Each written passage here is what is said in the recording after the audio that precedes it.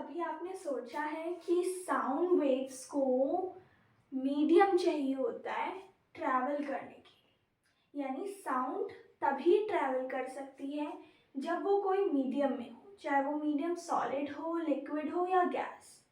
पर light light तो vacuum में भी ट्रैवल कर सकती है। ऐसा क्यों? क्या इसका एग्जैक्ट रीज़न आपको पता है? इस क्वेश्चन का बिल्कुल कंसाइज रीज़न हमारी NCERT class 9th chapter 11 sound के एक टॉपिक की एक छोटी सी लाइन में छिपा है। तो चलिए उसको साथ में जानते हैं।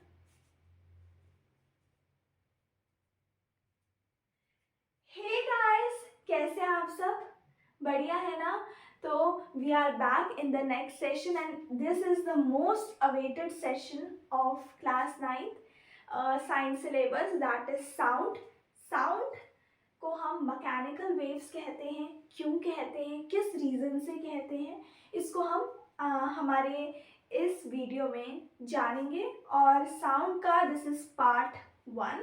हम पार्ट 1 को एक्सप्लोर कर रहे हैं, ठीक है। 2 पार्ट में हम ये चैप्टर को डिवाइड करेंगे। This is our part 1।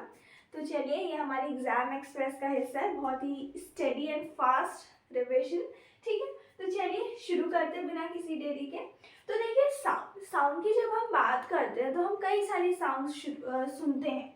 अगर हम कहें, मैं आपसे बोल रही हूँ, आप मुझे सुन रही हैं, हम मोबाइल्स में अलग अलग नोटिफिकेशंस जब आती हैं तो मोबाइल रिंग करता है, वो साउंड है, वो भी हम सुन रहे हैं, है ना।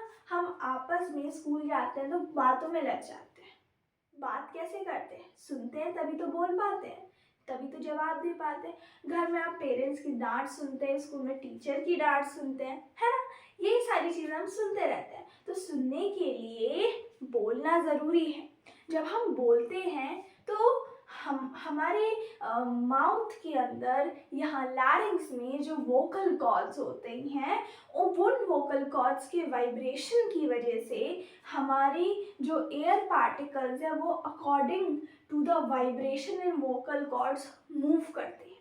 वही एयर बाहर आ रही है ना। पर ऐसा नहीं है कि जो एयर हमारे मुंह से बाहर आई वही ट्रैवल करते करते करते करते लिसनर तक जा रही है। नहीं, ऐसा नहीं है। वो एयर क्या कर रही है? वो एयर बिल्कुल भीड़ की तरह है, लंबी लाइन की तरह है। कैसे? एक ने धक्का मारा, वो धक्का आगे वाले को लगा, उसका धक्का आगे वाले को लगा, उसका धक्का आगे वाले को लगा, और धक्का पूरा पीछे का धक्का आगे तक पहुंचते गया, है ना। बिल्कुल वही चीज़ है। तो चलिए देखते हैं। हमने बोला कि साउंड अलग अलग चीज़ों की हम सुनते हैं, बर्ड्स की चर्पिंग, मोबाइल की रिंगिंग, कई सारी चीज़ें, ठीक है। अब साउंड प्रोड्यूस कैसे होती है? देखो, साउंड इज वाइब्रेटिंग ऑब्जेक्ट्स के वाइब्रेटिंग ऑब्जेक्ट से जो वाइब्रेशंस निकले उसको हमने साउंड कह दिया। हमने बोला कोई चीज़ वाइब्रेट कर रही है ना, तो वो साउंड प्रोड्यूस कर रही है। कैसे? तो देखिए कि वाइब्रेशन क्या होता है, टू एंड फ्रो मोशन। बिल्कुल पेंडुलम का मोशन होता है ना, ऐसे ऐसे ऐसे ऐसे ऐसे ऐसे ऐसे, यही वाइब्रेशन, इसी को हम वाइब्रेशन कहते हैं, ठीक है। आपने देखा होगा गिटार की स्ट्रिंग होती है, ऐसे प्लक हम करते हैं तो वाइब्रेट करती है। छत पे तार होते हैं ना, कपड़े डालने वाले तार को आप ऐसे खींच के छोड़ दो, है ना, तो क्या होता है? वो वाइब्रेट करता है, ऊपर नीचे ऊपर नीचे ऊपर नीचे जाएगा। वो क्या है? टू एंड फ्रो मोशन है, ठीक है। तो हम कहते हैं कि वाइब्रेटिंग ऑब्जेक्ट्स साउंड प्रोड्यूस करते हैं। तो हम कहेंगे साउंड इज द वाइब्रेशन, ठीक है। साउंड क्या है? एनी वाइब्रेशन है जिसको हम सुनते हैं, ठीक है। तो अब हम कह रहे हैं प्रोपोगेशन ऑफ साउंड क्या होता है। देखो, अभी तक हमने समझा कि साउंड कैसे प्रोड्यूस होती है, वाइब्रेटिंग ऑब्जेक्ट से प्रोड्यूस होती है। वाइब्रेशन क्या होता है? टू एंड फ्रो मोशन होता है, ये हमने पढ़ा। अब हमारा अगला टॉपिक है propagation of sound, that is sound propagate कैसे कर रही है, ट्रैवल कैसे कर रही है किसी मटीरियल मीडियम में। तो देखो मैटर और सब्सटेंसेस, अभी हमने चैप्टर 1 पढ़ा था ना, मैटर एनीथिंग जो स्पेस या वॉल्यूम ऑक्यूपाई कर रहा है उसको हम मैटर कह दे रहे हैं, सॉलिड, लिक्विड या गैस, ठीक है। तो मैटर और सब्सटेंसेस, मैटर या वो सब्सटेंसेस थ्रू विच, जिनसे sound is transmitted is called medium. जिन मैटर से या जिन सब्सटेंसेस से हम साउंड को क्या कर रहे हैं, ट्रांसमिट करवा रहे हैं, ट्रैवल करवा रहे हैं, जिनसे ट्रैवल करके साउंड जो है हम तक पहुंच रही है, उसको हम क्या कह रहे हैं, मीडियम। क्या कह रहे हैं, मीडियम।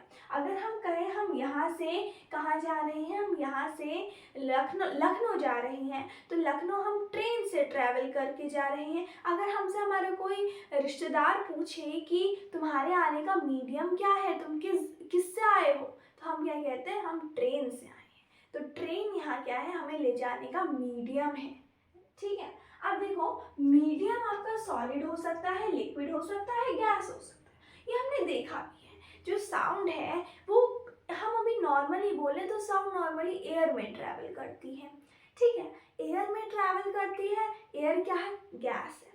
आप देखते हैं, आपने पिछले साल साउंड का चैप्टर पढ़ा होगा तो एक एक्सपेरिमेंट देखा होगा कि दो बच्चे हैं, वो टेबल के नीचे कान लगा रहे हैं, एक बच्चे ऐसे फिंगर से पॉइंट आउट कर रहा है टेबल को, स्ट्राइक कर रहा है टेबल को, और दूसरे बच्चे सुन रहे हैं उस स्ट्राइकिंग को। यानी सॉलिड से भी ट्रैवल करती हैं। और लिक्विड से ट्रैवल करने का एक बहुत कॉमन एग्जाम्पल है जो अब हमारी एनसीईआरटी से हटा दिया गया है, बट बहुत कॉमन एग्जाम्पल है कि आपने क्या किया, आपने एक बाउल लिया पानी का, क्या लिया, बाउल लिया पानी का, और उसमें आपने क्या कहा, मोबाइल फोन डाल दिया, रिंग करता है और आवाज़ भी आती है। हम कभी स्विमिंग पूल में जाते हैं, स्विमिंग पूल में जाते हैं ना, स्विमिंग पूल में जाते हैं तो क्या कहते हैं, जो स्विमर्स होते हैं वो एक एक्सटेंट तक जब नीचे जाते हैं, यानी थोड़ा सा अंदर जाते हैं पानी के, तब भी वो एक दूसरे से कम्युनिकेट कर सकते हैं, बहुत डीप नहीं, जब वो ऊपर ऊपर होते हैं वो सुन लेते हैं एक दूसरे के पास। इनफैक्ट गैस टू सॉलिड जो साउंड की क्लैरिटी होती है, लाउडनेस होती है, और इस सबसे बड़ी बात स्पीड होती है, वो बढ़ती है। गैस में कम होगी स्पीड, लिक्विड में ज़्यादा होगी, और सॉलिड में सबसे ज़्यादा होगी। क्यों होता है ऐसा, उसको हम पार्ट 2 में जानेंगे। तो देखो मैंने आपसे चैप्टर के स्टार्टिंग में एक क्वेश्चन बोला कि साउंड को ही मीडियम क्यों चाहिए, ठीक है, साउंड को ही मीडियम क्यों चाहिए, लाइट को तो मीडियम नहीं चाहिए होता, ठीक है। तो अब इसका इस सवाल का हम जवाब जानते हैं। इस सवाल का जवाब छिपा है इस टॉपिक में, प्रोपगेशन ऑफ साउंड। देखो हमने पढ़ा कि particles of medium do not move itself but disturbance is carried further. ये सबसे इंपॉर्टेंट पॉइंट है, ये आपकी एनसीईआरटी की लाइन है, ठीक है, जो हमें बताती है कि क्यों ऐसा होता है कि साउंड मीडियम में ही ट्रैवल कर पाती है और लाइट बिना मीडियम में ट्रैवल कर लेती है। तो देखो सिंपल सी बात है, पहले हम देखते हैं कि साउंड ट्रैवल कैसे करती है। हमने बोला मैं कुछ बोल रही हूँ, मेरे मुंह से एयर के ये पार्टिकल्स, ये मारकर मेरे मुंह से निकले हुए वाइब्रेशंस हैं, वो पार्टिकल्स हैं एयर के जो वाइब्रेशन कैरी कर रहे हैं। वाइब्रेशन थोड़े निकल रहे, वाइब्रेशन दिख रहे हैं आपको, नहीं दिख रहे हैं, वाइब्रेशन कैरी करने वाले एयर पार्टिकल्स निकल रहे हैं। अब इन एयर पार्टिकल्स को मैंने एनर्जी तो नहीं दी, मैंने इनको कुछ एनर्जी तो नहीं दी, जैसे माइटोकॉन्ड्रिया सेल को एनर्जी देता है, मैंने इनको कोई एनर्जी तो नहीं दी कि यहाँ से ट्रेवल करके उस जगह जा सके जहाँ लिसनर है ना, मैंने नहीं किया ये। तो ये क्या करेंगे, जब मैंने इनको निकाला मुंह से बाहर, ये एयर है, ये मेरे मुंह से बाहर निकली, मैं जो कहना चाह रही हूँ उसके वो वाइब्रेशन इन एयर पार्टिकल्स में। तो अभी थोड़ा वाइब्रेशन है, क्योंकि वाइब्रेशन कैरी कर रहे यानी मोशन है इनमें, टू एंड फ्रो ये हिल रहे हैं। तो क्या होगा, जब ये फॉरवर्ड जाएंगे, जब ये क्या जाएंगे, फॉरवर्ड जाएंगे, तो इसके आगे जो नॉर्मल एयर पार्टिकल्स होंगे जो एयर में पहले से, जब ये आगे जाएंगे तो क्या होगा, ये इसके आगे वाले पार्टिकल्स भी आगे चले गए, ये पीछे गए है ना, और इसके ये इसके आगे वाला पार्टिकल भी पीछे आ गया, एकदम से इस पे फोर्स लगा तो ये आगे चले गया। फिर क्या हुआ, आगे चले गया, आगे चले गया। अब इसके आगे एक और पार्टिकल था, अब ये जब आगे जाएगा तो इसके आगे जो इससे चिपका हुआ एक और पार्टिकल है उसको उस पर ये फोर्स ट्रांसफर करेगा, है ना। तो इसके आगे वाला पार्टिकल ऐसा हो गया, ठीक है। अब पहला पार्टिकल जो था उसका मोशन क्या था, ये तो हमने देखा कि पहले पार्टिकल ने जब आगे वाले पार्टिकल को धक्का दिया तो आगे वाला पार्टिकल वाइब्रेट करने लगा। हम किसी को धक्का देते तो आगे वाला भी आगे को जाता है, और हम धक्का दे के पीछे तो आ जाते हैं, नॉर्मल बैक पोजीशन में आ जाते हैं। हमारे आगे वाले पे जो हमसे धक्का ट्रांसफर हुआ था, है ना, हमसे धक्का ट्रांसफर हुआ था, वो भी आगे जा रहा है सामने वाला, और वो आगे वाले को धक्का देने के बाद नॉर्मल हो जा रहा है। यही तो होता है लाइन में, जब बड़ी सी लाइन लगे और पीछे से धक्का आता है तो सब आगे को जाते हैं, यही तो होता है ना। तो वही चीज साउंड में भी हो रही है। क्या हो रहा है, जो फॉर सपोज ये सोर्स है साउंड प्रोडक्शन का, ये रॉड सोर्स है साउंड प्रोडक्शन का, यहाँ से जो इसमें इसके पास वाले पार्टिकल्स थे वो वाइब्रेशन में है, पास वाले पार्टिकल्स क्या है, वाइब्रेशन में है। अब ये वाला जब ये पार्टिकल्स ऐसे आगे को जाएंगे, इनका कैसा मोशन होगा, टू एंड फ्रो, आगे पीछे आगे पीछे। जब ये आगे को जाएंगे तो आगे जो पार्टिकल्स आराम से बैठे हैं उनको एकदम से धक्का लगेगा, है ना। तो वो वाले पार्टिकल्स क्या करेंगे, वो वाले पार्टिकल्स धक्का खाएंगे, वो वाले पार्टिकल्स धक्का खाएंगे, वो ये धक्का आगे वाले पार्टिकल्स को ट्रांसफर करेंगे। और तो इस तरह से ये जो धक्के हैं, ये जो फोर्स है, वो पार्टिकल्स को ट्रांसफर होते जा रहा है। मैंने अपने आगे वाले को धक्का मारा, मेरे आगे वाले पे जो फोर्स लगाया मैंने, वो फोर्स उसने अपने आगे वाले पे ट्रांसफर किया, है ना, यही हुआ। और जब ये चीज हो रही थी कि आगे सबको धक्के लगते जा रहे थे, तो कंसेक्यूटिवली बैकवर्ड्स में ये भी हो रहा था कि जो मैंने जैसे ही अपने सामने वाले को फोर्स लगाया, वो आगे गया और मैं अपनी पोजीशन में थोड़ी देर बाद नॉर्मल आ गई। यही तो हो रहा है, कोई आगे जा रहा है और उसके पीछे वाला वापस अपनी पोजीशन में आ रहा है। जब वो किसी और पे फोर्स लगाएगा, वो आदमी आगे जाएगा और जिसने फोर्स लगाया वो नॉर्मल आ जाएगा। यही हो रहा है। तो साउंड में भी यही हो रहा है। क्या हो रहा है, जहाँ जिस सोर्स से निकल रही है साउंड, वहां पे डेंसर मीडियम, वहां डेंसर मीडियम, उसके आगे लाइटर मीडियम, कम पार्टिकल्स, उसके आगे फिर डेंसर मीडियम, उसके आगे लाइटर मीडियम, ठीक है, लाइटर मीडियम। अब क्या होगा, कंसेक्यूटिवली जैसे जैसे वाइब्रेशन आगे बढ़ेगा, यहाँ पे डेंसर मीडियम आ जाएगा, यहाँ पे लाइटर मीडियम आ जाएगा, यहाँ पे डेंसर मीडियम आगे आ जाएगा। समझ रहे आप क्या कहना चाह रही हूँ मैं कहना चाह रही हूँ कि जो साउंड है वो धक्का, बिल्कुल धक्के वाले फिनोमिना पे चल रहा है। मैंने आगे वाले को धक्का मारा, मैं अपनी पोजीशन में नॉर्मल आ गई, आगे वाले ने अपने आगे वाले को धक्का मारा, वो अपना धक्का मारने के बाद अपनी पोजीशन में नॉर्मल आ गया। यानी यहाँ पे पार्टिकल्स एक जगह से दूसरी जगह ट्रैवल नहीं कर रहा है, बल्कि यहाँ से जो फोर्स है ना, जो फोर्स है वो एक जगह से दूसरी जगह ट्रैवल कर रहा है ना। जो वाइब्रेशन है वो एक जगह से दूसरी जगह ट्रैवल कर रहा है, ठीक है ना। जो आपके पार्टिकल्स हैं जिनमें सबसे पहले वाइब्रेशन है वो ट्रैवल नहीं कर रहे हैं, बल्कि उनमें जो इनहैबिट वाइब्रेशन है उसको वो ट्रैवल कर पा रहे हैं, ठीक है। तो जो डेंसर पार्ट है, जो पार्ट, जिस पार्ट में क्या हो रहा है, कंप्रेशन है, हाई प्रेशर है ना, जिस पार्ट में अभी फोर्स असर डाल रहा है उसको हम कहते हैं कंप्रेशन, ठीक है। और जो पार्ट अब ये कंप्रेशन वाले पार्ट ने आगे वाले एरिया पे फोर्स ट्रांसफर किया, वो अपने नॉर्मल उस पे आ गया, उसने ऐसे आगे पेंडुलम आगे गया। एक चीज समझिए कि दो पेंडुलम आपने कंसेक्यूटिवली खड़े कर रखे, वाइब्रेशन हो रहा है ऐसे ऐसे ऐसे ऐसे। इस पेंडुलम से एक्सटर्नल फोर्स आया, इस पेंडुलम में एक्सटर्नल फोर्स आया, इनका ऐसे ऐसे वाइब्रेशन चल रहा था, ऐसे ऐसे कि दोनों के बीच में सर्टेन डिस्टेंस थी। अब क्या हुआ, इस पेंडुलम पे एक्सटर्नल फोर्स आया तो ऐसे ऐसे चल रहा था, सडनली ये पेंडुलम जो है वो ऐसे ऐसे हो गया। अब इसने इस वाले पेंडुलम को भी तेज घुमाना स्टार्ट कर दिया। जब इस पेंडुलम पे हैवी फोर्स आया तो इसने ये जोर से घुमा और इसने इस पेंडुलम को भी घुमाना स्टार्ट कर दिया। अब क्या हुआ, इसने अपना इस पे धक्का लगा था ना, इसलिए जोर से घुमा था। अब इस समय इसने क्या किया, अपना जो फोर्स था वो इस वाले पेंडुलम पे ट्रांसफर कर दिया और ये अपनी नॉर्मल पोजीशन पे आ गया। अब वैसे अगर यहाँ कोई पेंडुलम होगा वो ऐसे एकदम से जाएगा, तो कंसेक्यूटिवली ये सीरीज चलती रहेगी। जो पेंडुलम ने सब जिस पेंडुलम में एक्सटर्नल फोर्स लगा था उसको हमने उस समय कह दिया कंप्रेशन, क्योंकि उसमें ज़्यादा फ्रीक्वेंसी थी, ज़्यादा डेंसिटी थी, ज़्यादा फोर्स था, तो इसको हमने कह दिया कंप्रेशन। फिर ये आगे वाले को धक्का मारने के बाद क्या हुआ, धीमा हो गया, तो इसको हमने कह दिया रेरिफ्रैक्शन। तो हम क्या कह रहे हैं, हम कह रहे हैं जहाँ पे डेंसिटी हाई है किसकी, पार्टिकल्स ऑफ साउंड की, पार्टिकल्स ऑफ साउंड की डेंसिटी हाई है उसको हमने कह दिया कंप्रेशन एरिया, और जिसको हमने जहाँ पे डेंसिटी कम है उसको हमने कह दिया रेरिफ्रैक्शन एरिया।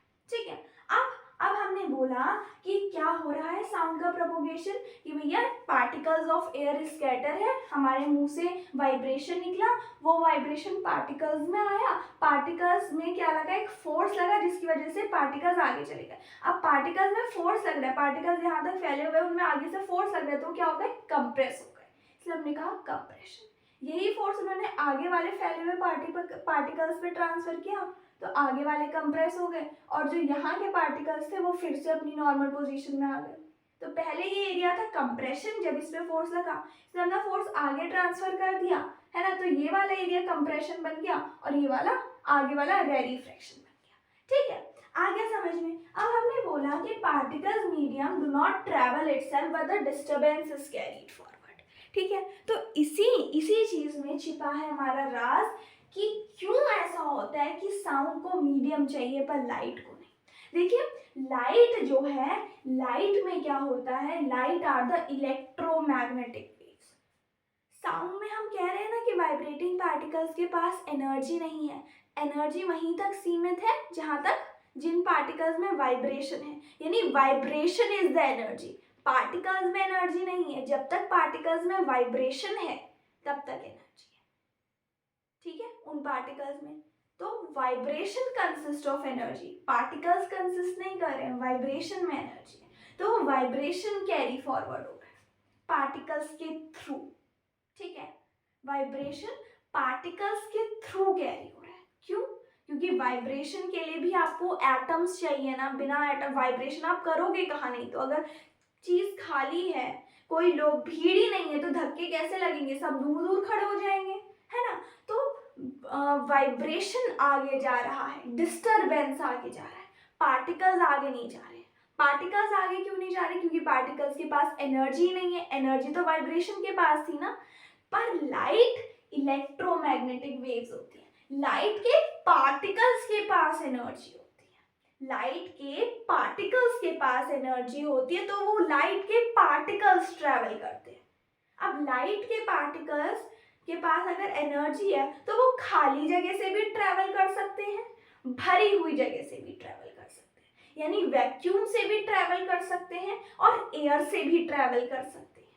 ठीक है, वैक्यूम में उनकी स्पीड तेज होगी क्योंकि उनका रास्ता रोकने के लिए कोई दूसरे पार्टिकल्स नहीं, उनके अपोनेंट्स नहीं है। बट एयर में उनकी स्पीड जो है वो कम हो जाएगी क्योंकि उनका रास्ता रोकने के लिए बाकी डस्ट पार्टिकल्स, कई सारे एटमॉस्फेरिक कंटेंट्स। ठीक है, आगे समझ में। अब कोई क्लास है, वहाँ पे सब बच्चे बिल्कुल कोई मतलब नहीं है ना, पढ़ाई से कोई मतलब नहीं है। ठीक है, तो क्या होगा, जो बच्चा थोड़ी सी मेहनत करेगा उसके अच्छे मार्क्स आ जाएंगे, क्लास में फर्स्ट आ जाएगा। पर जिस क्लास में कई सारे बच्चों को है कि हमें फर्स्ट आना है, हमें फर्स्ट आना है, तो उनमें क्या रहेगा, कंपटीशन रहेगा, एक का रास्ता दूसरा रोकेगा। ठीक है, आ गया समझ में। तो वही चीज है, क्योंकि लाइट के पार्टिकल्स में खुद में एनर्जी है, इसलिए वो एक जगह से दूसरी जगह ट्रैवल कर रहे हैं। ठीक है, इसलिए वो एक जगह से दूसरी जगह ट्रैवल कर रहे हैं, है ना। तो उनको कोई फर्क नहीं पड़ता कि वो वैक्यूम में ट्रैवल करे कि एयर में ट्रैवल करे, ट्रैवल तो उन्हीं को करना है ना, पार्टिकल्स ऑफ लाइट को करना है। पर साउंड के केस में vibration is the energy, particles में एनर्जी नहीं है, जो वाइब्रेशन हमारी वोकल कॉर्ड्स में निकल रही है उसमें एनर्जी, वो एनर्जी है, तो वो एनर्जी ट्रांसफर हो रही है। ठीक है, वो एनर्जी ट्रांसफर हो रही है ना, क्योंकि साउंड के एयर में एनर्जी नहीं है ना, तो एयर तो स्टिल रहेगी, वो अपने अंदर वाइब्रेशन ट्रांसफर करेगी। ठीक है, तो ये क्या होता है, यही रीज़न होता है कि जो साउंड है उसको मीडियम चाहिए, है ना, पर एयर को नहीं। ठीक है, एयर को नहीं। अगर पार्टिकल्स के पास एनर्जी होती तो particles of sound would have been travelling from one place to another, no reason कि मीडियम है कि नहीं है। ठीक है, पर यहाँ पे वाइब्रेशन ही एनर्जी है, और वाइब्रेशन तो मैटर में ही एग्जिस्ट करता है ना, वाइब्रेशन तो मैटर में ही एग्जिस्ट करता है, वाइब्रेट करने के लिए भी तो कोई चीज़ होनी चाहिए, तो इसलिए वाइब्रेशन ट्रांसफर हो रहा है। तो ये कह रही है ना line, particles of medium do not move itself but disturbance is carried further, disturbance is carried further, इसलिए इसको मीडियम चाहिए। लाइट के पार्टिकल्स खुद में बहुत एनर्जाइज्ड होते, खुद में कैपेबल होते हैं कि वो एक जगह से दूसरी जगह मूव कर पाए। हाँ, तो wave is a disturbance that moves through a medium when particles of medium set neighboring particles into motion। तो wave क्या है, wave एक ऐसा डिस्टर्बेंस है, wave एक ऐसा डिस्टर्बेंस है जो मूव कर रहा है किसी मीडियम में, जब पार्टिकल्स ऑफ मीडियम क्या कर रहे हैं, दूसरे पार्टिकल्स को मोशन में सेट कर रहे हैं। साउंड के प्रोपोगेशन में भी तो ऐसा ही हो रहा है, हमारे मुंह से वाइब्रेशन निकली, ठीक है, उसने जो पार्टिकल्स ऑफ एयर थे उसमें फोर्स लगाया, उन पार्टिकल्स ऑफ एयर ने आगे को मूव किए फोर्स के कारण, ठीक है, और उन्होंने आगे वाले आप पार्टिकल्स ऑफ एयर पे वो फोर्स ट्रांसफर कर दिया, जब फोर्स ट्रांसफर हो गया वो पीछे को आ गए, है ना। अब वो आगे वाले पार्टिकल्स ने अपने आगे वाले को ट्रांसफर कर दिया, उन्होंने जब अपने आगे वाले को ट्रांसफर कर दिया तो वो पीछे को आ गए, तो ऐसे डिस्टर्बेंस कैरी हो रहा है। तो इस डिस्टर्बेंस को हम कह देते हैं साउंड वेव। तो वेव क्यों, क्योंकि वेव क्या है, वेव एक ऐसा डिस्टर्बेंस है जो तब क्रिएट होता है जब पार्टिकल्स ऑफ मीडियम सेट करते हैं, यानी दूसरे पार्टिकल्स ऑफ मीडियम को मोशन में लाते हैं, है ना। तो sound waves are categorised by motion of particles, motion of particles in the medium and are called mechanical wave। अब मोशन ऑफ पार्टिकल से कंफ्यूज मत होइएगा कि पार्टिकल्स एक जगह से दूसरी जगह मूव कर रहे हैं, नो, ये वाला मोशन नहीं, to and fro motion, particles vibrate कर रहे ना, वो वाला मोशन। कि sound waves are categorised by to and fro motion of particles in medium and therefore they are called mechanical waves. वहीं लाइट एनर्जी में पार्टिकल्स ही कुछ खुद one place to another move करते हैं, एक प्लेस से दूसरी प्लेस में मूव करते हैं, यानी डिस्प्लेसमेंट हो रहा है उन पार्टिकल्स का, ठीक है, लाइट वेव में, इसलिए उनको इलेक्ट्रोमैग्नेटिक वेव्स कहते हैं। तो उनमें जो एनर्जी होती है ना, वो उनकी मैग्नेटिक फील्ड उनको देती है, ठीक है। तो अब हमने बोला कि देखो एयर क्या है, मोस्ट कॉमन मीडियम है, एयर जो है वो आपका मोस्ट कॉमन मीडियम है, और जब वाइब्रेटिंग ऑब्जेक्ट आगे मूव कर रहा है तो वो अपनी आगे वाली एयर को कंप्रेस कर रहा है, उस एयर को हम कह रहे हैं, उस एयर को हम क्या कह रहे हैं, उस एयर को हम कह रहे हैं, ये वाला पार्ट जो है वो किसका है, कंप्रेशन का पार्ट है, ठीक है। तो हम क्या कह रहे हैं, हम कह रहे हैं कि जो हायर डेंसिटी वाला एरिया है, ठीक है,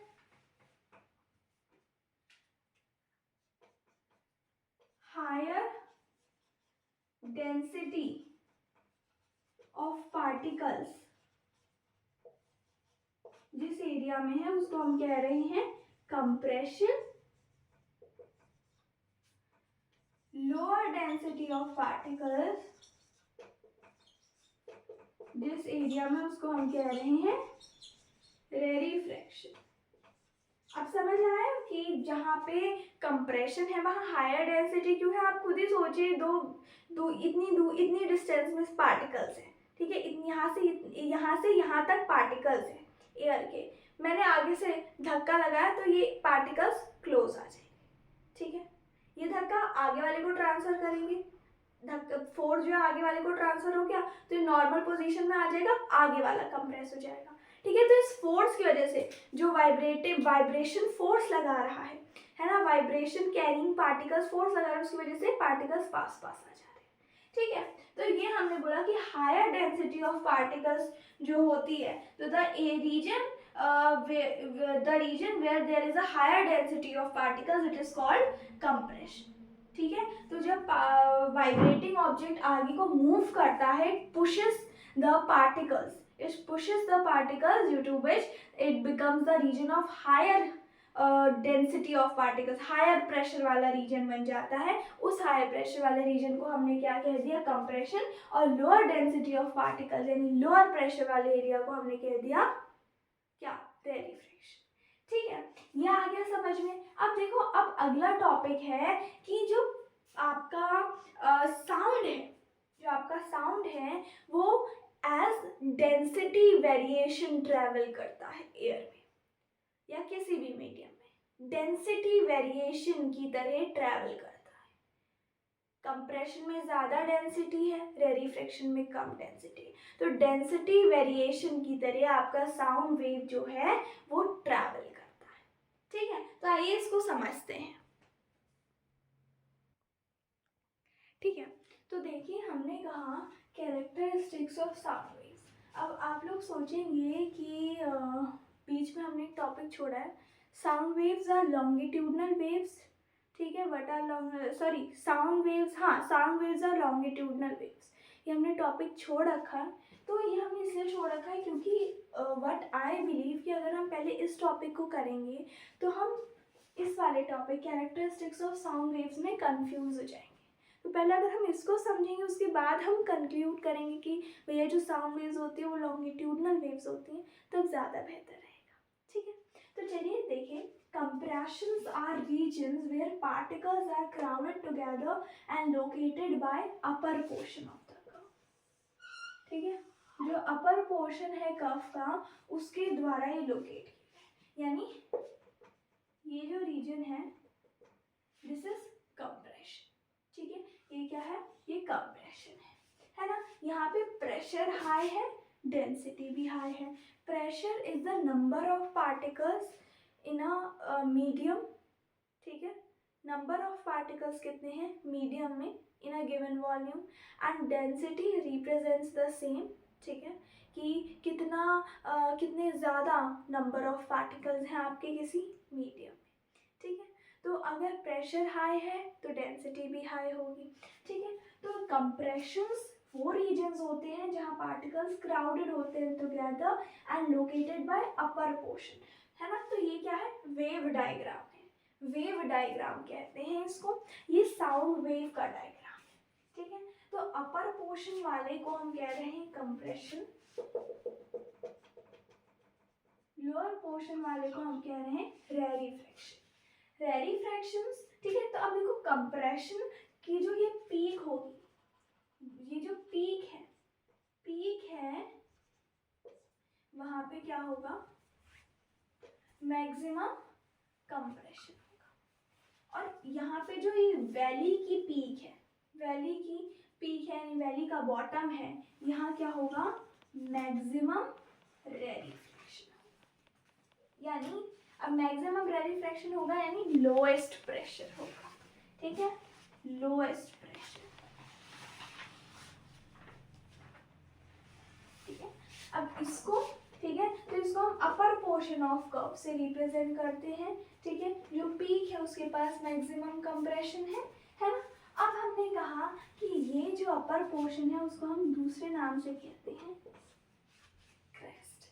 देखो ये जो इसका स्कूल वाला नाम है ना क्रेस्ट, ये बड़ा मुश्किल है, सबके स्कूल वाले नाम मुश्किल होते हैं। तो जो मम्मी पापा होते हैं वो सोचते हैं यार कहाँ इतनी मेहनत, पहले नाम रखने में मेहनत करो फिर बुलाने में मेहनत करो, इससे अच्छा है छोटे छोटे नाम कर दो इसके।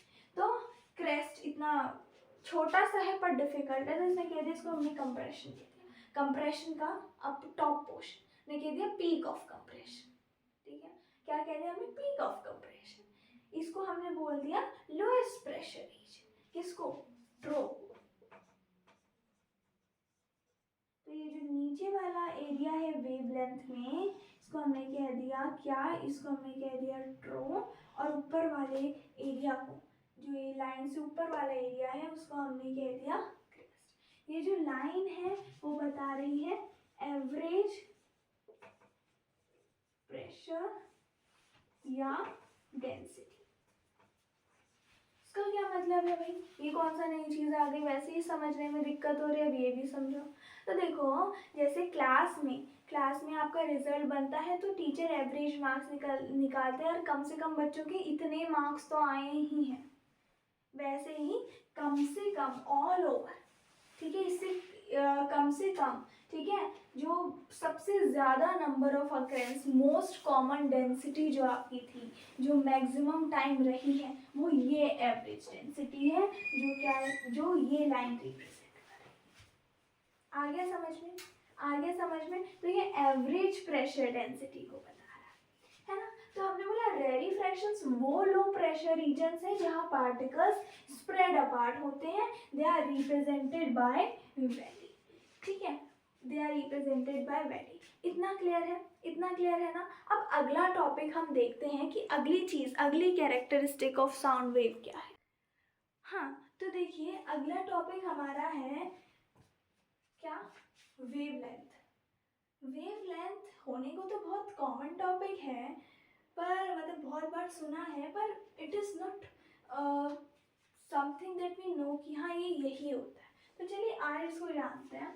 हमने बोला कि जब क्या हो रहा है, जब देखो density of medium oscillates between maximum value and minimum, जो डेंसिटी होगी मीडियम की वो या कहाँ से कहाँ तक होगी, या तो मैक्सिमम वैल्यू से मिनिमम वैल्यू तक, यही होगी ना। डेंसिटी वेरिएशन इन दोनों के बीच ही होंगे, मैक्सिमम वैल्यू और मिनिमम वैल्यू के बीच ही होंगे, ठीक है। तो जो आपका है कि द डेंसिटी वेरिएशन, जो आपका डेंसिटी वेरिएशन है कहाँ से कहाँ तक, डेंसिटी वेरिएशन फ्रॉम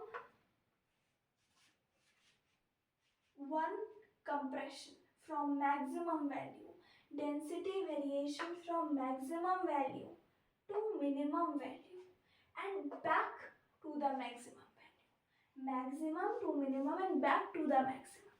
जैसे पेंडुलम में होता है ना, मीन पोजीशन से एक्सट्रीम, उसके बाद मीन और उसके बाद एक्सट्रीम फिर बैक, वैसे इसमें maximum to minimum and back to maximum value, maximum to minimum and back to maximum. So the density, the movement, ठीक है, या हमने कहा the length of wave, ठीक है, जो length of wave है आपकी कहाँ से कहाँ तक, from the maximum value, जो change in density है from maximum value to minimum value and back to the maximum value, it is called one oscillation। इसको हम फ्रीक्वेंसी में और अच्छे से पढ़ेंगे। तो ये इसको हमने कहा वन ऑसिलेशन। अब वन ऑसिलेशन ही तो लेंथ होगी कि एक वेव की, वन ऑसिलेशन वन वेव बना रही है, तो इस एक वेव की लेंथ क्या होगी, ठीक है, तो इसको हमने कह दिया वेव लेंथ, ठीक है, इसी वन ऑसिलेशन को हमने कह दिया वेव लेंथ, ठीक है। तो अब हमने क्या कहा, अब इसको हम ऐसे भी कह सकते हैं ना, compression to rarefaction and back to the compression, या हमने कहा टू कंसेक्यूटिव कंप्रेशन, क्योंकि इन दोनों के बीच ही में तो रेरिफ्रैक्शन आ रहा है, ठीक है, आगे समझ में है ना। तो हमने क्या कह दिया, या तो हम कह सकते हैं compression to rarefaction and back to the compression, या हमने कहते हैं टू कंसेक्यूटिव कंप्रेशन हमने कह दिया, ठीक है, क्योंकि इन दोनों के बीच ही में आ रहा है ना रेरिफ्रैक्शन, तो ये क्या होगी वेवलेंथ होगी आपकी, ठीक है। या हम इसको ऐसे भी कह सकते हैं, देखो वेव में क्या होता है, हर एक जो आपकी वेव होती है ना, उसकी हर एक जो पार्ट होता है वेव का, उसके बीच में डिस्टेंस बराबर होती है, ये डिस्टेंस भी उतनी है, ये डिस्टेंस भी उतनी है, बस डिफरेंस क्या है, ये नीचे है तो ये ऊपर, इन्वर्टेड है दोनों एक दूसरे के। तो हम ऐसा भी कह सकते हैं कि जो लेंथ टू कंसेक्यूटिव कंप्रेशन की होगी, टू कंसेक्यूटिव अपर पीक्स की होगी, वही length to consecutive lower peaks की होगी, क्योंकि जो डिस्टेंस है वो तो बराबर है, बस इन्वर्जन का फर्क है, कह सकते हैं ना। तो हमने क्या कहा, the distance between two consecutive compression, दो कंसेक्यूटिव कंप्रेशन या दो कंसेक्यूटिव रेडिफ्रैक्शन की डिस्टेंस को हमने कह दिया लैम्डा, या हमने कह दिया वेवलेंथ। दो कंसेक्यूटिव रेडिफ्रैक्शन की भी ये वेवलेंथ है, दो कंसेक्यूटिव कंप्रेशन के बीच की लेंथ भी वेवलेंथ है। ठीक है, आ गया समझ में? आ गया ना समझ में? आ गया पक्का? तो हमने बोला distance between two consecutive compression और two consecutive rarefaction is called wavelength. इस वेवलेंथ को हम ग्रीक लेटर लैम्बडा से रिप्रेजेंट करते हैं, जिसका सिंबल कुछ इस तरह होता है। मैंने आपको पहले भी बता रखा है कि ग्रीक और लैटिन वर्ड इसलिए यूज करते हैं क्योंकि अब इनका जो ऑरा है वो चले गया है। ठीक है, इनका ऑरा चले गया है, तो ये वैसे ही है, बदल नहीं सकते। अभी एक्सटेंट हो चुके हैं। ठीक है, तो अब इनकी कैरेक्टरिस्टिक आगे बदल नहीं सकती, इनकी मीनिंग आगे बदल नहीं सकती। ऐसा यूनिट देखो, वेवलेंथ हम क्या है, वेवलेंथ निकनेम है किसका, सॉरी लैम्डा निकनेम है, दूसरा नाम है किसका, वेवलेंथ का।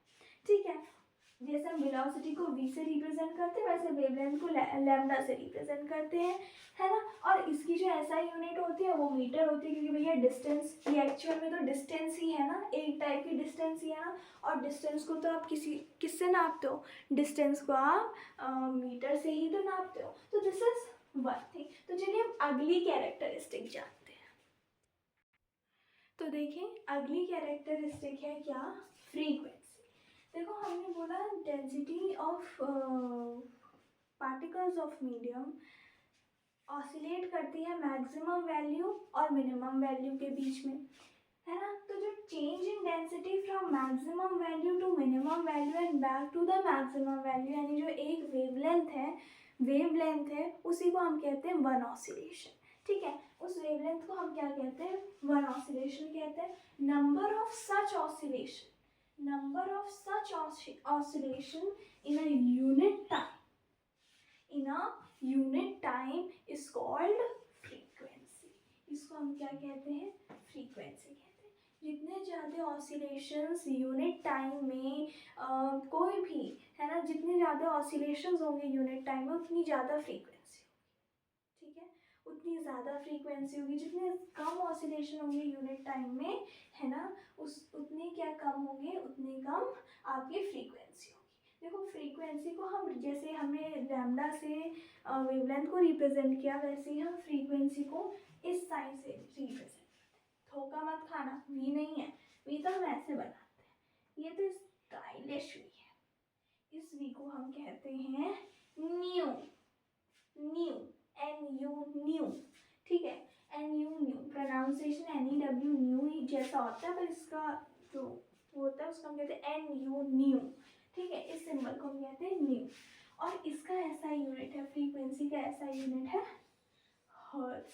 ये जो साइंटिस्ट थे, ठीक है, साइंटिस्ट थे हेनरिच रुडोल्फ हर्ट्ज थे ना, उनके सम्मान में ये जो सिंबल है फ्रीक्वेंसी का वो दिया हुआ था। सपोज ये टाइम पीरियड है, मैंने ये टाइम पीरियड का रिप्रेजेंटेशन बना रखा है, मैंने बना रखा है कि 1 सेकेंड में ये जो वेव है वो यहाँ से यहाँ तक ट्रेवल की, तो ये वेव की यहाँ से यहाँ तक A to B वेव की क्या है, फ्रीक्वेंसी है। वेव की क्या है, फ्रीक्वेंसी है। A to B वेव की क्या है, फ्रीक्वेंसी है। देखो अब अगला टॉपिक है टाइम पीरियड, टाइम टेकन। हमने कहा this is wavelength, two consecutive compression, two consecutive rarefaction, this is time, this is what, this is wavelength.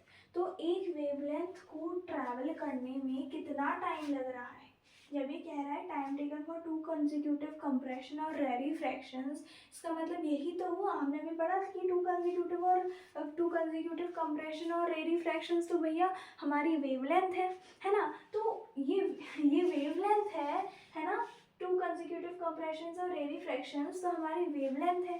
तो इस वेवलेंथ को ट्रैवल करने में कितना टाइम लग रहा है ना, उसको हमने कह दिया टाइम पीरियड, यानी time taken by two consecutive compression और rarefaction to travel a fix point is called time period. यानी एक तरह से टाइम पीरियड क्या है कि एक वेवलेंथ कंप्लीट होने में कितना टाइम लग रहा है, या wavelength is another name for oscillation, maximum to minimum back to maximum. ठीक है, तो time taken for one complete oscillation to one complete oscillation is called time period. जितना टाइम एक कंप्लीट ऑसिलेशन को होने में लग रहा है उसको हम कहते हैं टाइम पीरियड। टाइम की ऐसा unit everyone knows, first chapter से पढ़ते आ रहे हैं फिजिक्स के, एस यानी सेकेंड। अब इन दोनों का रिलेशन क्या होता है, फ्रीक्वेंसी और टाइम का। ठीक है, टाइम पीरियड कैसे निकलता है, नंबर जो फ्रीक्वेंसी है, नंबर है, ठीक है, वो कितने टाइम में, जैसे 20 हर्ट्ज की फ्रीक्वेंसी है वो 1 सेकेंड में हो रही है। ठीक है, तो सॉरी हाँ, जो आपकी नंबर ऑफ क्या है 1/t, 1/t आपका क्या है, 1/t आपका देता है कि फ्रीक्वेंसी और वेवलेंथ का रिलेशन, सॉरी फ्रीक्वेंसी और टाइम पीरियड का रिलेशन। इन दोनों के बीच में जो रिलेशन होता है, इसके बीच में फ्रीक्वेंसी और टाइम पीरियड के बीच का रिलेशन, वो कैसा होता है, इन्वर्सली प्रोपोर्शनल होता है। तो v इक्वल्स टू 1/t से इन्होंने क्या बताया आपको, फ्रीक्वेंसी और टाइम पीरियड के बीच का रिलेशन बताया। ठीक है, फ्रीक्वेंसी और टाइम पीरियड के बीच का रिलेशन बताया। ठीक है, क्या है भैया फ्रीक्वेंसी और टाइम पीरियड के बीच का रिलेशन, कि जितनी ज़्यादा frequency, they are inversely proportional, जितनी ज़्यादा फ्रीक्वेंसी उतना कम टाइम पीरियड। अगर वही उसी फ्रीक्वेंसी में टाइम पीरियड बढ़ा तो फ्रीक्वेंसी क्या हो जाएगी, कम हो जाएगी। They are inversely proportional. अगर एक टाइम पीरियड दिया है, एक फ्रीक्वेंसी दी है, अगर फ्रीक्वेंसी बढ़ रही है और टाइम पीरियड वही है ना, अगर जो फ्रीक्वेंसी है वो बढ़ रही है तो टाइम पीरियड उसी रेशियो से कम हो जाएगा। टाइम पीरियड बढ़ रहा है तो फ्रीक्वेंसी उसी रेशियो से कम हो जाएगी। They are inversely proportional. आ गया समझ में? तो ये हमारा रिलेशन है किसके बीच में, न्यू, दैट इज फ्रीक्वेंसी के बीच में और टाइम पीरियड के बीच में। अब अगला हमारा टॉपिक देखते हैं क्या है। ठीक है, तो हमने अभी क्या पढ़ा, हमने अभी पढ़ा फ्रीक्वेंसी क्या है, frequency is equals to 1/t। यहाँ 1 क्या है, यहाँ 1 कांस्टेंट है। हमने पढ़ा फ्रीक्वेंसी इक्वल्स टू 1/t। 1 क्या है, कांस्टेंट है। कांस्टेंट है, ये क्या बता रहा है कि कितने नंबर ऑफ ऑसिलेशंस आपके हुए हैं। Number of oscillations upon time gives you frequency. यानी अगर हम कहें भैया 20 हर्ट्ज की फ्रीक्वेंसी है, 1 सेकेंड में 20 हर्ट्ज की फ्रीक्वेंसी हो रही है 1 सेकेंड में, तो कितने नंबर, कितनी वेवलेंथ कंप्लीट हुई, कितने ऑसिलेशंस हुए, 20 ऑसिलेशंस हुए, 20 इंटू 120। ठीक है, तो 20 ऑसिलेशंस हुए, तो दिस इज कॉल्ड 1 क्या रिप्रेजेंट कर रहा है, number of oscillations in a unit, number of oscillations represent कर रहे हैं। डेफिनेशन ही समझो ना, टाइम पीरियड क्या है, number of oscillations in unit time. तो वो क्या रिप्रेजेंट कर रहा है, 1 नंबर ऑफ ऑसिलेशंस को रिप्रेजेंट कर रहा है ना। तो नंबर ऑफ ऑसिलेशंस को जब आप टाइम से डिवाइड करोगे तो आप क्या पाओगे, आप पाओगे फ्रीक्वेंसी। ठीक है, तो 1 represents you the number of oscillation. ठीक है, अब देखो जिस तरह से ब्रेन हमारी फ्रीक्वेंसी को इंटरप्रेट करता है, जितना हाई सुनता है उसको, किस तरह से समझता है उस फ्रीक्वेंसी को, उसको हम कहते हैं पिच। पिच क्या डिफाइन करती है, पिच श्रिलनेस, पतलापन, आवाज़ का पतलापन डिफाइन करती है, श्रिलनेस डिफाइन करती है। जितना ज़्यादा जितनी ज़्यादा फ्रीक्वेंसी, जितना हायर वाइब्रेशन आएगा सोर्स से, जितना तेज वाइब्रेशन आएगा सोर्स से, उतनी तेज फ्रीक्वेंसी होगी और उतनी ही हाई पिच होगी। अब आप खुद देखो, मैं बताऊँ आपको एक लॉजिक लगाना। ठीक,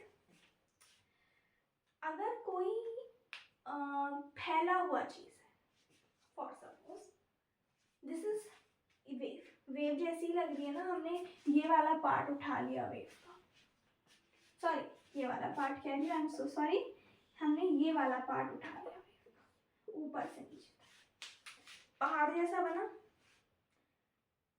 अब हम क्या कह रहे हैं, हमने बोला पिच क्या होती है, समझाएं हम आपको पिच। फ्रीक्वेंसी तो ये भी हो सकती है आपकी कि तेज तेज तेज तेज तेज तेज तेज तेज ऑब्जेक्ट मूव कर रहा है, नंबर ऑफ वेवलेंथ जाता है, पर पिच क्या होती है, इसी वेवलेंथ में। अब आप वेवलेंथ है, वेवलेंथ तो इतनी दे रखी है, वेवलेंथ तो कम ज़्यादा कर नहीं सकते आप क्या कर सकते हो, ये वेवलेंथ कितने टाइम पीरियड में हो रही है उसको कम ज़्यादा कर सकते हो, ठीक है। अगर टाइम पीरियड कम हो जाएगा इसी, ठीक है, तो वेवलेंथ अगर आपको बढ़ानी है, यानी एक टाइम पीरियड में नंबर ऑफ ऑसिलेशंस बढ़ाने, तो आपने क्या कर दिया, अभी वेवलेंथ ये है, इसको आपने कम करना है, तो कैसे हो, इसी वेवलेंथ को आपने क्या करना है, कम करना है। अभी आपने बोला भैया इतनी डिस्टेंस ट्रैवल कर रहा है ऑब्जेक्ट, ठीक है, इतनी डिस्टेंस ट्रैवल कर रहा है साउंड की वेव, है ना, और इतने यूनिट टाइम। अब आपने बोला, आपने टाइम पीरियड कम कर दिया, ठीक है, आपने टाइम पीरियड कम कर दिया और आपने कंडीशन दी कि साउंड को क्या कवर करनी है, इतनी ही डिस्टेंस कवर करनी है कम टाइम पीरियड,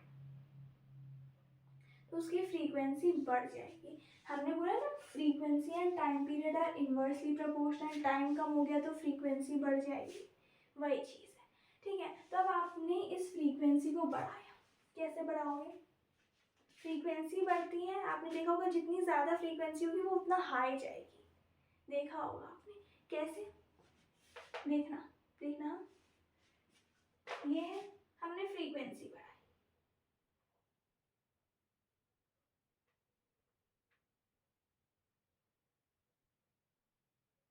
हाई आ गए मार्कर, इसी पॉइंट पे रखे, ऊंचे हो गए, पहले यहाँ थे, ये पहले यहाँ थे, देखिए ऊंचे हो गए, यानी फ्रीक्वेंसी, जब फ्रीक्वेंसी बढ़ेगी सेम इतनी ही वेवलेंथ है, इसी वेवलेंथ की आपको फ्रीक्वेंसी बढ़ानी है।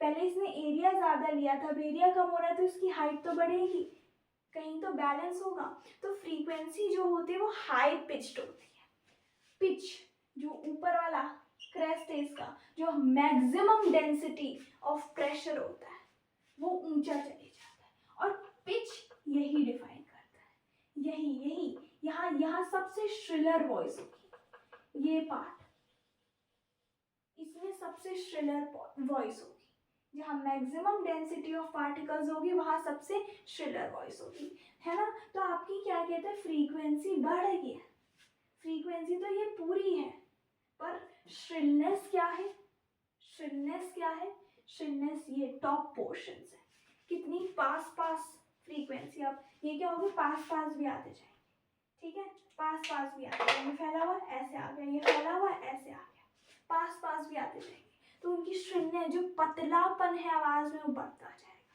तो फ्रीक्वेंसी बढ़ रही है, क्या हो रहा है, इसी फ्रीक्वेंसी इसी वेवलेंथ को हमने पतला कर दिया, हाइट बढ़ी, तो इतनी ही लेंथ, इतनी ही डिस्टेंस ट्रैवल करने के लिए उतने ही टाइम पीरियड में, एक सर्टेन टाइम पीरियड है, एक सर्टेन डिस्टेंस है। अभी तक आपकी यही वेवलेंथ ट्रैवल कर रही थी, इसी वेवलेंथ को हमने क्या कर दिया, पतला कर दिया, तो ये क्या हो गई, ऊंची हो गई फर्स्ट ऑफ ऑल।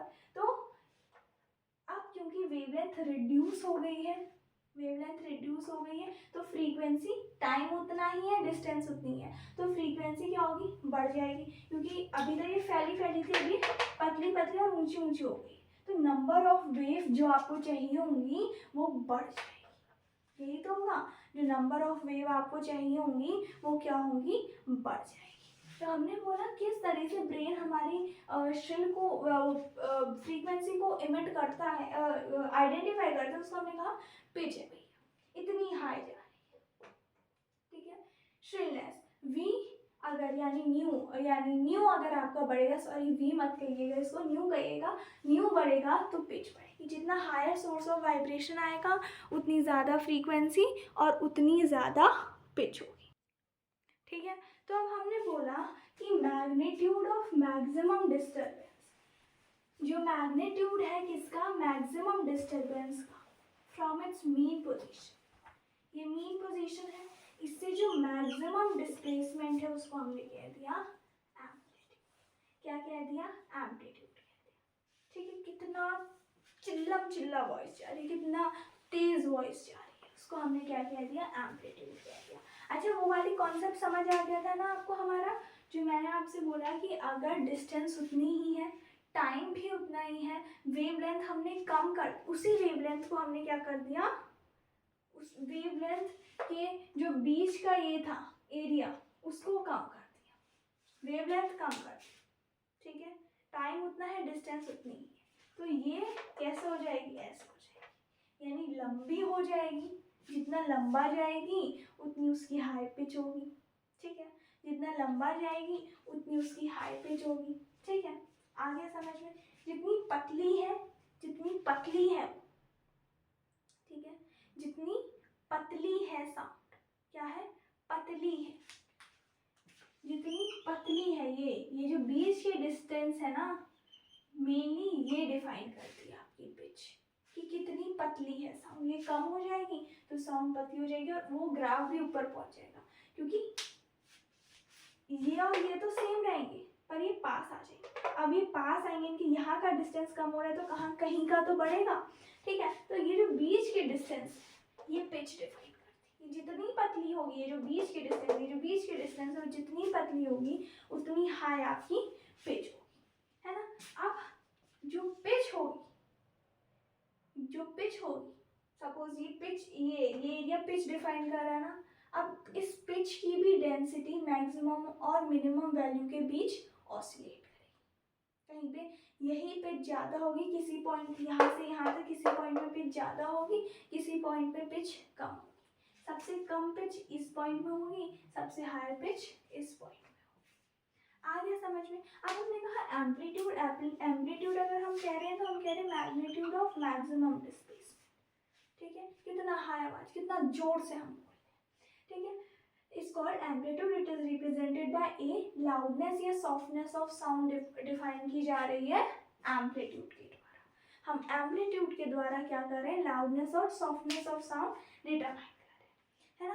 अब एक और कॉन्सेप्ट है आपका कि जितनी ज़्यादा एनर्जी हम सप्लाई करेंगे, देखिए मैं बुकी की लाइन रीड करती हूँ कि if we hit the table hard we hear louder sound, a sound wave spreads from its source, as it's move away from source its amplitude as well as loudness decrease। क्यों decrease होते जा रही है, देखो आप धक्का लगा रहे हो किसी चीज़ पे, फोर्स लगा रहे हो, फोर्स आगे ट्रांसफर होते होते होते होते कम होते जाएगा, क्योंकि जैसे जैसे चीज़ आगे ट्रांसफर हो रही है, जैसे जैसे हीट आगे, हीट में हम देखते हैं ना कि जो हीट है वो धीरे धीरे कम होती जाती है ना। जैसे हीटर के पास आप कभी बैठना, बड़ा जाड़ों के टाइम में तो सबसे बढ़िया एग्जांपल ब्लोअर है, नहीं तो गैस के पास चले जाओ, क्या करना, बिल्कुल जहाँ फ्लेम जलेगी वहाँ हाथ रखना, गर्म लगेगा, थोड़ा दूर जाना, कम गर्म लगेगा, थोड़ा और दूर जाना और कम गर्म लगेगा। क्यों हो रहा है ऐसा, क्योंकि थोड़ी थोड़ी हीट जो है सराउंडिंग चुरा ले रही है। अगर कोई चुराता ही नहीं, हीट खाली ऐसे आ रही होती तो क्या होता, हर चाहे कितनी भी दूर खड़े रहो हीट बराबर आती है, अगर सराउंडिंग चुराती नहीं हीट को तो। ठीक है, आ रहा है। उसी तरह जैसे जैसे आपका फोर्स आगे ट्रांसफर होता जा रहा है, जैसे पहले आगे वाले पार्टिकल्स पे लगा, फिर पहले आगे वाले कंप्रेशन पे लगा, फिर रेडिफ्रैक्शन पे ट्रांसफर हुआ, उसको कंप्रेशन बनाया, तो थोड़ा वाइब्रेशन तो पार्टिकल्स भी अब्जॉर्ब करेंगे ना, थोड़ा अब्जॉर्ब करेंगे और थोड़ा ट्रांसफर करेंगे।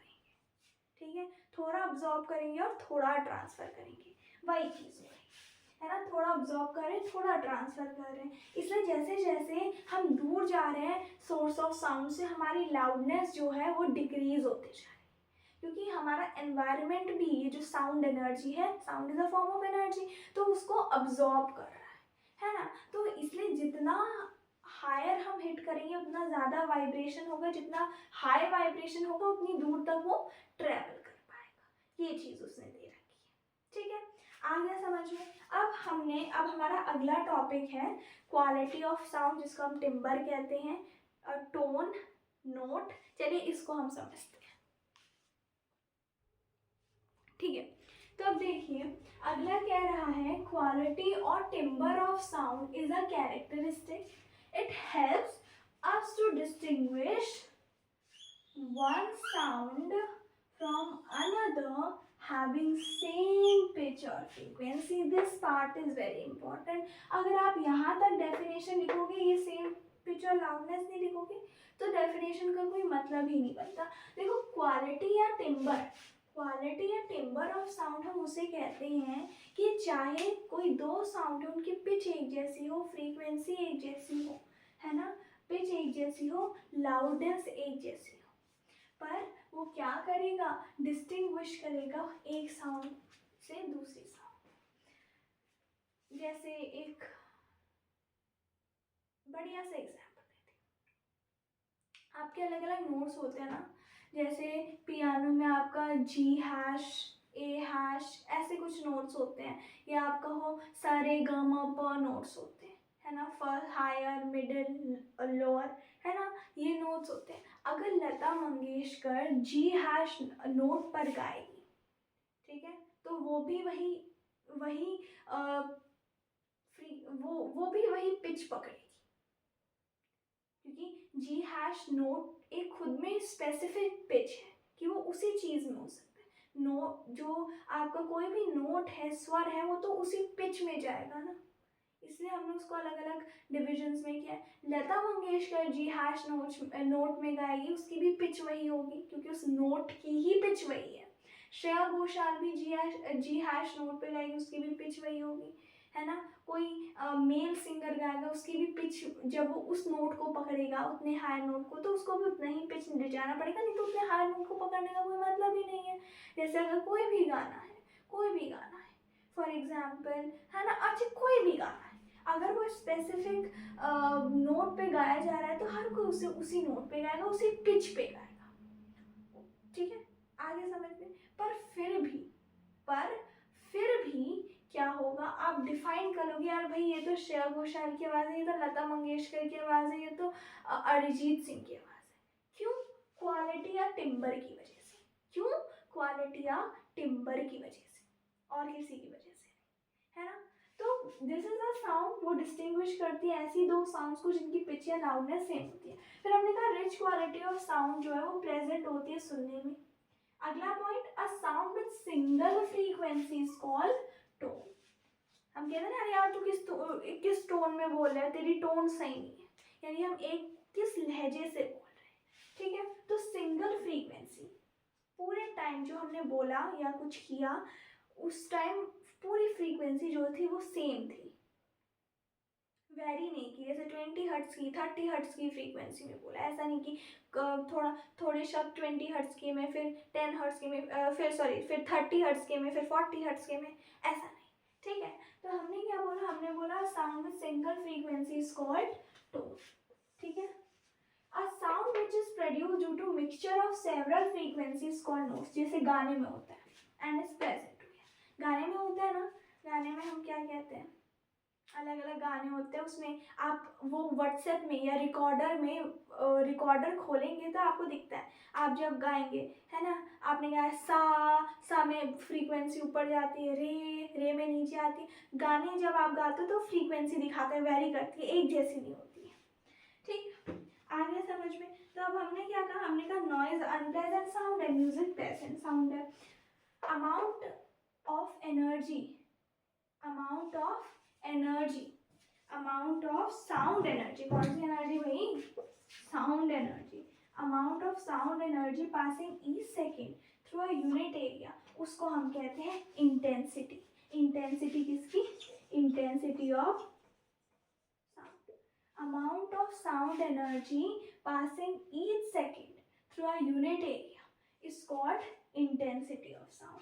कितना अमाउंट ऑफ साउंड एनर्जी हर एक सेकेंड पास कर रही है यूनिट एरिया से, उसको हम कह रहे हैं इंटेंसिटी ऑफ साउंड, है ना। कितनी इंटेंसिटी है, लाउडनेस और इंटेंसिटी डिफरेंट होती है, देखो डेफिनेशन ही डिफरेंट है। लाउडनेस की हमारा ईयर का रिस्पॉन्स क्या है, किस मेजर तक, कितनी हाइट तक, कितनी ज़्यादा कितने ज़्यादा एक्सटेंट तक हमारा कान इंसान उस साउंड को सुन पा रहा है उसको हम लाउडनेस कहते हैं। और एक higher intensity of sound passing या कितना अमाउंट ऑफ, हम कह सकते हैं amount of sound energy pass कर रही है किसी सेकेंड से, कितनी ज़्यादा अमाउंट है, कितना ज़्यादा उस साउंड में फोर्स है, ये हम कह सकते हैं कि कितनी अमाउंट ऑफ साउंड एनर्जी किसी यूनिट एरिया से पास कर रही है। जैसे अगर हम कहें नॉइस पॉल्यूशन में हम इंटेंसिटी ऑफ साउंड ही तो देखते हैं कि कार की भी साउंड आ रही है ना, हॉर्न की भी साउंड आ रही है, डीजे की भी साउंड आ रही है। तो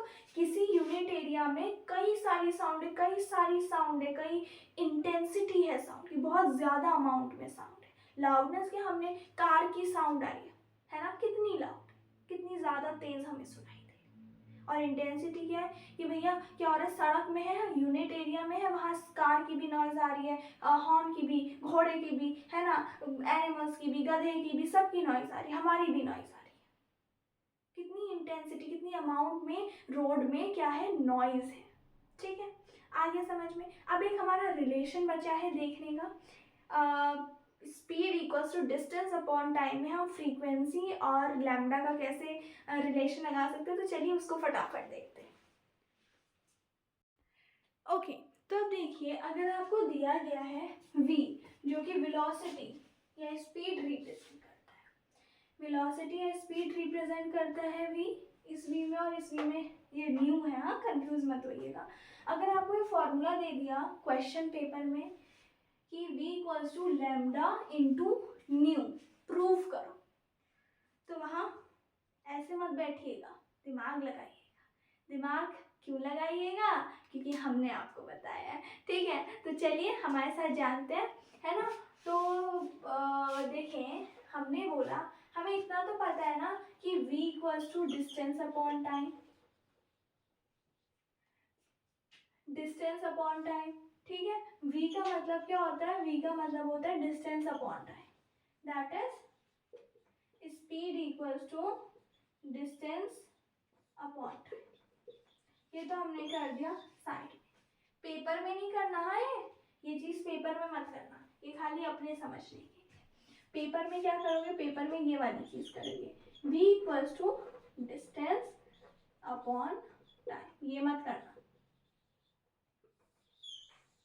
पहला point, v equals to distance upon time, है ना, ये हमने कहा v इक्वल्स टू क्या है, डिस्टेंस अपॉन टाइम है।